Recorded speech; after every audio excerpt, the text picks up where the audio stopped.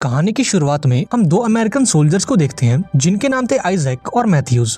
ये वक्त है साल 2007 का, जब इराक और अमेरिका की लड़ाई खत्म हो चुकी थी। लेकिन इसके बावजूद आइजैक और मैथ्यूज को इराक भेजा गया था ताकि वो एक पाइपलाइन के कंस्ट्रक्शन पर नजर रख सकें, क्योंकि उन्हें खबर मिली थी कि जुबा नाम का एक इराकी स्नाइपर उस साइट पर काम कर रहे अमेरिकन वर्कर्स को मार रहा है। अब ये दोनों उस लोकेशन पर पहुंचे और झाड़ियों के बीच लेटकर अपने दुश्मन की तलाश करने लगे। देखते ही देखते 20 घंटे गुजर गए, लेकिन अब तक इन दोनों को कोई हलचल दिखाई नहीं दी और जुबा का भी कोई अता पता नहीं था।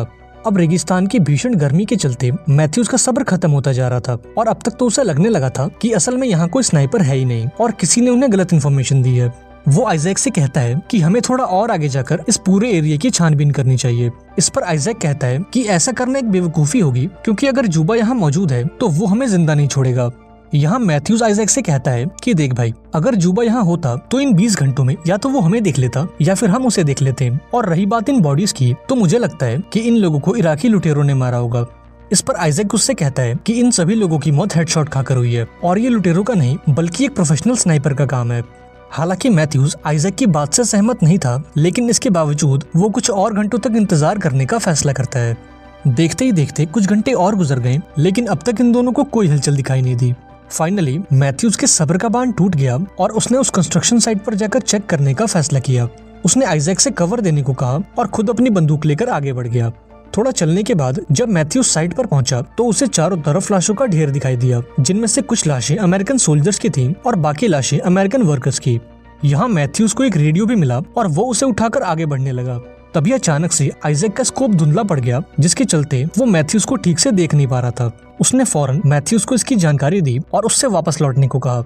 इस पर मैथ्यूज कहता है कि भाई, मैंने तुझे कितनी बार बोला है कि तू अपना स्कोप चेंज कर ले और कुछ ढंग का ले ले, लेकिन तू मेरी बात सुनता ही नहीं है। यहाँ आइजैक कहता है कि ये स्कोप हमारे प्यारे दोस्त डीन का है और इसलिए मैं हमेशा इसे अपने पास रखता हूँ। दरअसल डीन इन दोनों का एक पुराना दोस्त था जो युद्ध के दौरान मारा गया था और ये स्कोप डीन की आखिरी निशानी थी। इसके बाद जब मैथ्यूज ने लाशों की जांच की तो वो पूरी तरह से हैरान हो गया, क्योंकि ये सभी लोग परफेक्ट हेडशॉट खाकर मरे थे। अब मैथ्यूज को एहसास होता है कि शायद आइजैक सही कह रहा था और ये काम किसी प्रोफेशनल स्नाइपर का ही है और इतना पक्का निशाना केवल एक आदमी लगा सकता है और वो है जुबा। मैथ्यूज आइजैक को भी इसके बारे में बताता है, जिस पर आइजैक कहता है कि तुम फौरन वहाँ से वापस लौट आओ, वरना तुम्हें भी उन लाशों को कंपनी देनी होगी। यहाँ मैथ्यूज आइजैक की बातों पर ध्यान नहीं देता और साइट के बीचों बीच खड़े होकर ये जानने की कोशिश करता है कि गोलियां किस डायरेक्शन से चलाई गई हैं। आइजैक उसे ऐसा करने से मना करता है, लेकिन अब तक तो काफी देर हो चुकी थी। यहाँ वो स्नाइपर मैथ्यूज के पेट में गोली मार देता है, जिससे मैथ्यूज जमीन पर गिर जाता है। अब ये देखकर आइजैक अपने साथी को बचाने भागता है और उस स्नाइपर की गोलियों से बचने के लिए वो जिगजैग पैटर्न में आगे बढ़ता है, लेकिन अभी वो मैथ्यूज को बचा पाता उससे पहले वो स्नाइपर उसके पैर में गोली मार देता है। अब इसके चलते आइजैक मैथ्यूज को वहीं छोड़ देता है और जैसे तैसे करके एक दीवार के पीछे छुप जाता है। यहाँ मैथ्यूज कहता है कि तुम बेस पर कांटेक्ट करो और फौरन एक बैकअप टीम को यहाँ बुलाओ। इधर आइजैक अपने घाव को देखता है, जहाँ से काफी ज्यादा खून बह रहा था। अब खून को रोकने के लिए वो अपने घाव पर एक पट्टी बांधता है और फौरन अपना रेडियो बाहर निकालता है ताकि वो अपने बेस पर कांटेक्ट कर सके। हालांकि वो ऐसा नहीं कर पाता, क्योंकि उस स्नाइपर की एक गोली सीधा उसके रेडियो पर आकर लगी थी, जिसके चलते उसके रेडियो का एंटीना पूरी तरह से डैमेज हो चुका था। तभी आइजैक मैथ्यूज को देखता है, जो अपनी बंदूक तक पहुंचने की कोशिश कर रहा था। यहाँ आइजैक उससे कहता है कि तुम हिलना डुलना बंद करो, क्योंकि अगर स्नाइपर ने तुम्हें जिंदा देख लिया तो वो तुम पर एक और गोली चला देगा। हालांकि मैथ्यूज अब भी उसकी बात नहीं मानता और उस बंदूक तक पहुंचने की कोशिश करता है, लेकिन इस दौरान वो दर्द के मारे बेहोश हो जाता है। अब यहाँ आइजैक को एहसास होता है कि वो दोनों कितनी बुरी तरह से फंस चुके हैं और फिलहाल वो खुद को बचाने के लिए कुछ नहीं कर सकते।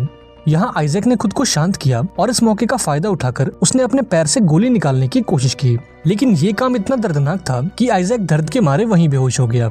वो कई घंटों तक ऐसे ही बेहोश पड़ा रहा और उसकी आंख तब खुली जब उसने रेडियो पर थोड़ी हलचल सुनी। यहाँ आइजैक को लगा कि शायद यूएस आर्मी उससे कांटेक्ट करने की कोशिश कर रही है और ये देखकर वो काफी खुश हो गया। इसके बाद उसने उन्हें सिचुएशन की पूरी जानकारी दी और एक बैकअप टीम भेजने को कहा। अब जो ऑफिसर आइजैक से फोन पर बात कर रहा था वो उससे कहता है कि इतने बड़े रेगिस्तान में तुम्हें देख पाना इम्पॉसिबल है, इसलिए हम ये चाहते हैं कि तुम अपनी जगह पर खड़े हो जाओ या फिर हवा में फायर करो, ताकि हम तुम्हारी लोकेशन जान सकें और तुम तक मदद पहुंचा सकें। अब ये सुनकर आइजैक थोड़ा परेशान हो जाता है और उसे इस आदमी पर शक होता है, क्योंकि ये सारी चीजें करना प्रोटोकॉल के खिलाफ थी। इसके बाद जब आइजैक ने इस आदमी के एक्सेंट पर फोकस किया तो वो फौरन समझ गया कि ये आदमी कोई अमेरिकन नहीं है, बल्कि वो स्नाइपर है जिसने इन्हें गोली मारी है। उस स्नाइपर ने आइजैक की रेडियो फ्रीक्वेंसी पकड़ ली थी और अब वो इसके मजे ले रहा था। यहाँ आइजैक कहता है कि मैंने तुम्हें पहचान लिया, तुम कोई अमेरिकन नहीं हो बल्कि वो स्नाइपर हो जिसने हमें गोली मारी है। इस पर वो स्नाइपर कहता है कि तुम्हारा अंदाजा बिल्कुल सही है, मैं वही हूँ जिसने यहाँ मौजूद सभी अमेरिकियों को मारा है, और अगर तुम जिंदा रहना चाहते हो तो तुम मुझसे बातें करते रहो। अब पहले तो आइजैक इसके लिए मना कर देता है, लेकिन जब वो स्नाइपर मैथ्यूज को शूट करने की धमकी देता है तो आइजैक उससे बात करने के लिए राजी हो जाता है। वो स्नाइपर आइजैक से कई सवाल करता है और आइजैक को ना चाहकर भी उनके जवाब देने पड़ते हैं। बीच बीच में आइजैक अपने स्कोप के जरिए उस स्नाइपर को देखने की कोशिश करता है और जमीन पर एक मैप बनाकर उसकी पॉसिबल लोकेशंस को मार्क करता है। यहाँ आइजैक उस स्नाइपर से पूछता है कि तुम ये सब कुछ क्यों कर रहे हो? इराक और अमेरिका की लड़ाई तो कब की खत्म हो चुकी है, तो फिर इन अमेरिकन वर्कर्स को मारने का क्या मतलब है?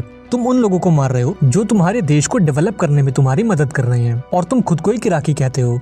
तुम्हें ये बात समझनी चाहिए कि अगर ये पाइपलाइन बनती है तो इससे इराक के लोगों को काफी फायदा होगा। ये सुनकर वो स्नाइपर जोर से हंसता है और आइजैक से कहता है कि अगर इराक और अमेरिका की लड़ाई खत्म हो चुकी है तो तुम मेरी सरजमी पर क्या कर रहे हो? और रही बात उस पाइपलाइन की, तो तुम वो पाइपलाइन इसलिए बनवा रहे हो क्योंकि इससे यूएस गवर्नमेंट को फायदा होगा, न कि इराक के लोगों को।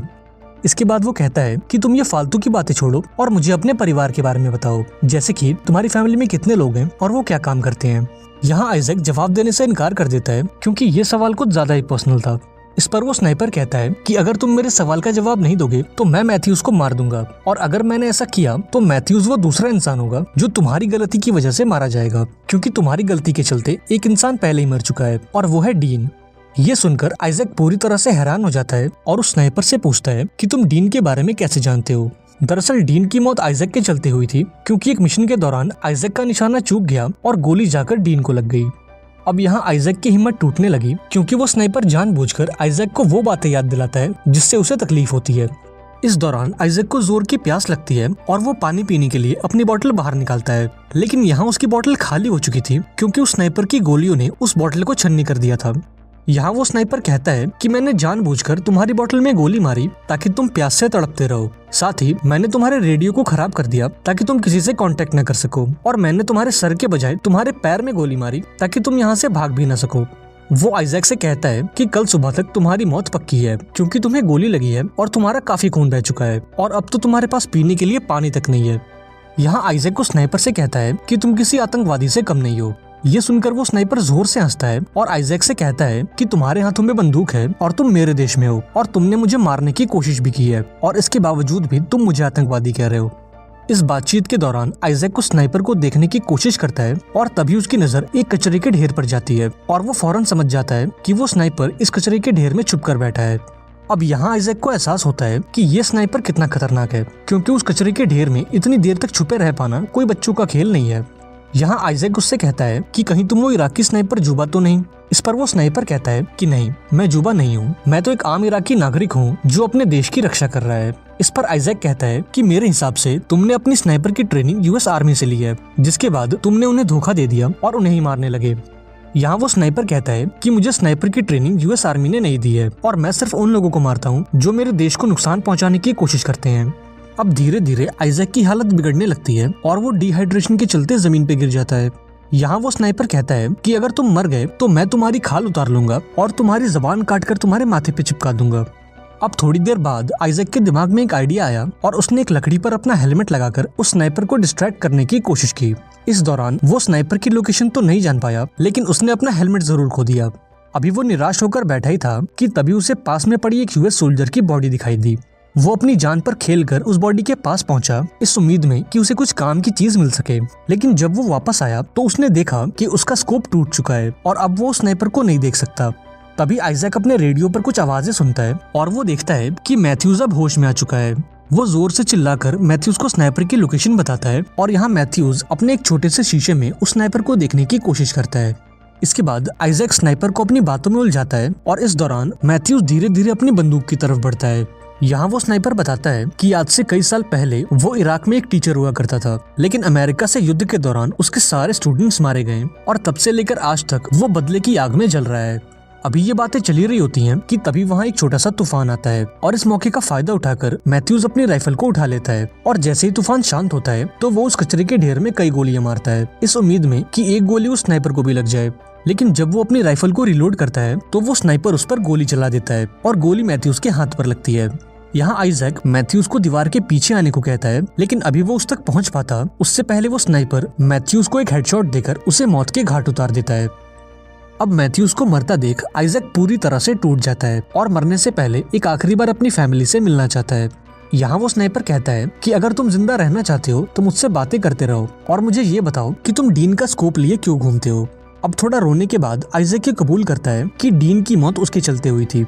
एक मिशन के दौरान उसका निशाना चूक गया और गोली जाकर डीन को लग गई, लेकिन वो सबसे झूठ कहता रहा कि डीन को दुश्मनों के स्नाइपर ने मारा है। हालांकि उसका ये झूठ उसे अंदर ही अंदर खाया जा रहा था और वो खुद की नजरों में ही गिर चुका था। जब आइजैक उस स्नाइपर से बातें कर रहा था तभी उसे रेडियो पर थोड़ी हलचल सुनाई दी। उसने देखा कि उसके बेस के लोग उससे कांटेक्ट करने की कोशिश कर रहे हैं। आइजैक ने उनसे बात करने की कोशिश की, लेकिन इसका कोई फायदा नहीं था। उस स्नाइपर ने आइजैक की रेडियो फ्रीक्वेंसी को टैप कर लिया था, जिसके चलते आइजैक उनकी बातें तो सुन सकता था पर वो उनके जवाब नहीं दे पा रहा था। यहाँ वो स्नाइपर आइजैक बनकर बातें करता है और बेस के लोगों से एक बैकअप टीम भेजने को कहता है। और अब आइजैक को एहसास होता है कि असल में यहाँ मौजूद वर्कर्स ने कभी मदद बुलाई नहीं थी। वो तो ये स्नाइपर था जिसने उनसे मदद मांगी थी ताकि यूएस आर्मी यहाँ आए और ये एक एक करके उन्हें मार सके। यहाँ आइजैक ने इस बातचीत को रोकने की कोशिश की, लेकिन वो इसमें नाकामयाब रहा और थककर वहीं सो गया। अब थोड़ी देर बाद जब आइजैक होश में आता है तो उसे रेडियो पर कोई भी हलचल सुनाई नहीं देती, इसलिए उसे लगता है कि शायद वो स्नाइपर भी सो चुका है। इस मौके का फायदा उठाकर वो मैथ्यूज की राइफल को अपने पास खींचता है और उस कचरे के ढेर पर निशाना लगाता है। तभी आइजैक को यूएस आर्मी के 2 हेलीकॉप्टर्स दिखते हैं और ये देखकर आइजैक अपने सामने वाली दीवार को गिरा देता है ताकि वो लोग इसे देख सकें। इसके बाद वो अपना निशाना लगाता है और उस कचरे के ढेर में गोली मारता है। हालांकि वो श्योर नहीं था कि गोली उस स्नाइपर को लगी है या नहीं, और ये जानने के लिए वो अपनी जगह पर खड़ा हो जाता है ताकि अगर वो स्नाइपर जिंदा हो तो वो इसे मार दे। लेकिन लकीली वो स्नाइपर गोलियां नहीं चलाता, जिससे आइजैक को लगता है कि या तो वो स्नाइपर मर चुका है या फिर बुरी तरह से घायल है। अब जल्द ही वो दोनों हेलीकॉप्टर्स लैंड हो गए और यहाँ आइजैक की टीम उसे स्ट्रेचर पर लिटाकर वहाँ से ले जाने लगी। यहाँ आइजैक ने उन्हें स्नाइपर के बारे में बताने की कोशिश की, लेकिन उसकी हालत इतनी खराब थी कि वो ठीक से बोल तक नहीं पा रहा था। जल्द ही वो दोनों हेलीकॉप्टर्स टेक ऑफ हो गए और जैसे ही वो थोड़ी ऊंचाई पर पहुंचे तो उस स्नाइपर ने उन पर गोलियों की बारिश कर दी और हेलीकॉप्टर के पायलट्स को मार गिराया। इससे वो दोनों हेलीकॉप्टर्स क्रैश हो गए और अंदर मौजूद सभी लोग मारे गए। मूवी के एंड में वो स्नाइपर यूएस हेडक्वार्टर्स को कॉल करता है और उनसे एक रेस्क्यू टीम भेजने को कहता है और वो खुद को एक यूएस सोल्जर बताता है। और इसी के साथ ये शानदार मूवी यहाँ पर एंड हो जाती है।